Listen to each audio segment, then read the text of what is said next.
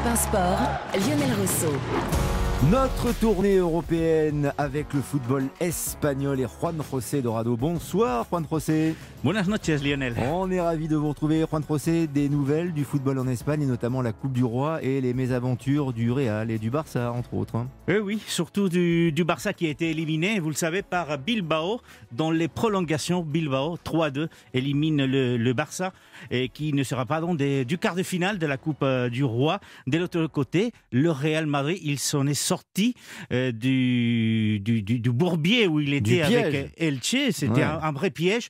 Et toujours dans la prolongation que le Real a réussi à 10 hommes contre 11 à donc marquer 2 buts et donc d'abord égaliser et puis s'imposer 2-1 face à Elche. Et maintenant, donc, on connaît déjà puisque c'était aujourd'hui même qu'il y a eu les tirages au sort des quarts de finale et le Real va affronter en quart de finale Bilbao qui a sorti le Barça et le Bilbao qui a perdu la Supercoupe d'Espagne en Arabie Saoudite face au Real Madrid. Déjà. Juste un petit info, c'est que les 2 buts marqués par le Real Madrid ont été marqués par 2 hommes qui ne sont pas en odeur de sainteté du côté du Real.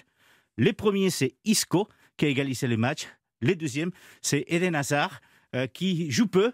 Mais cette fois-ci, son but a été décisif pour faire donc qualifier le Real, qui va jouer donc le week-end prochain quand même la Liga. Le Real qui est quand même très bien installé en tête du championnat espagnol. 17 points devant Barcelone, 16 points devant l'Atlético de Madrid.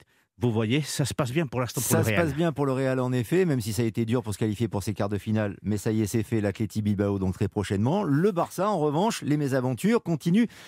Aussi pour Dembélé. D'ailleurs, notre petit Frenchie, il n'était pas présent pour le match de Coupe du Roi avec le Barça. Il n'était pas présent parce que... On veut le voir partir. Enfin, on le sort carrément, Dembélé. Qu'est-ce qui se passe ? On l'a invité à partir cette semaine en conférence de presse.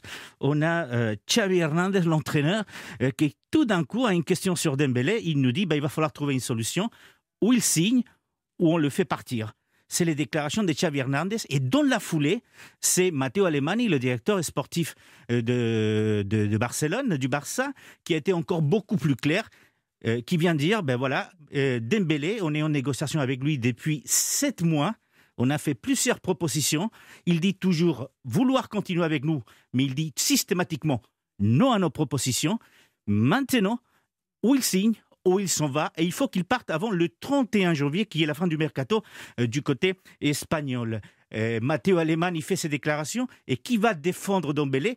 C'est l'association des footballeurs espagnols qui sort un communiqué nous disant « Attention, Dembélé est un salarié, il a un contrat, et donc il doit pouvoir continuer à s'entraîner avec la première équipe, il doit continuer à jouer, et s'il ne joue pas, ça doit être parce que ou il est blessé, ou pour des raisons sportives. » Si c'est une pression sur Dembélé, vous risquez de vous retrouver devant les tribunaux.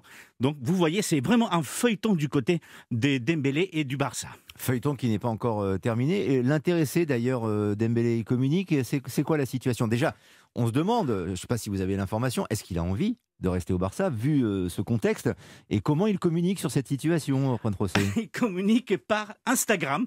Il a sorti un communiqué sur son compte Instagram. La première des choses, c'est qu'il nous dit « J'ai toujours été impliqué dans le projet du FC Barcelone et je le suis toujours. J'ai toujours été à disposition des entraîneurs et je n'ai jamais dit non à une convocation. J'ai jamais dit trouver des excuses pour ne pas jouer un match ou pour être effectivement mis de côté à un moment donné. Non, je suis toujours très impliqué du côté du Barça. Et il va beaucoup plus loin parce qu'il dit à un moment donné, je suis fatigué, je me suis toujours tu pendant ces 5 saisons du côté de Barcelone. Maintenant, c'est fini. Je répondrai aux accusations, je répondrai aux mensonges qui sont dits sur moi et surtout, il nous dit, je ne suis du tout prêt à admettre le chantage qu'il vienne de Barcelone ou des supporters. Une communication très, très précise, il a sans doute été bien conseillé aussi pour s'exprimer de cette manière, même si c'est sur les réseaux sociaux. Néanmoins, son bilan ne plaide pas pour lui, ne plaide pas en sa faveur, Juan José. Il faut l'admettre quand même. Il faut l'admettre. 5 saisons du côté de Barcelone, c'était l'homme providentiel qui devait faire oublier Neymar quand il est passé du côté du PSG. Et en 5 saisons, il a joué 230 matchs. Enfin, il aurait pu disputer 230 matchs. Il n'en a joué que 130 parce qu'il y a 100 matchs où il a été blessé. Imaginez que rien que dans la saison 2019-2020, il a été blessé à 13 reprises. La première saison, c'était pratiquement une trentaine de matchs qu'il n'a pas joué à cause des blessures. Et il n'a marqué que 18 buts. Donc c'est très peu pour un joueur qui a coûté plus d'une centaine de millions à Barcelone, pour un joueur qui devait remplacer Neymar. Donc aujourd'hui, il y a eu un vote qui a été organisé par le journal Marca, qui est un journal pro-Real Madrid. Absolument. 120 000 personnes ont voté en ligne pour demander: est-ce que vous croyez que le Barça fait bien de pousser vers la porte Dembélé? 75% des internautes sont d'accord avec le Barça. C'est clair et net, les chiffres sont là. Merci Juan José Dorado. On reparlera, je pense, encore de ce feuilleton Dembélé avec vous, j'en suis persuadé, sur l'antenne d'Europe 1. Salut Juan José. Buenas noches.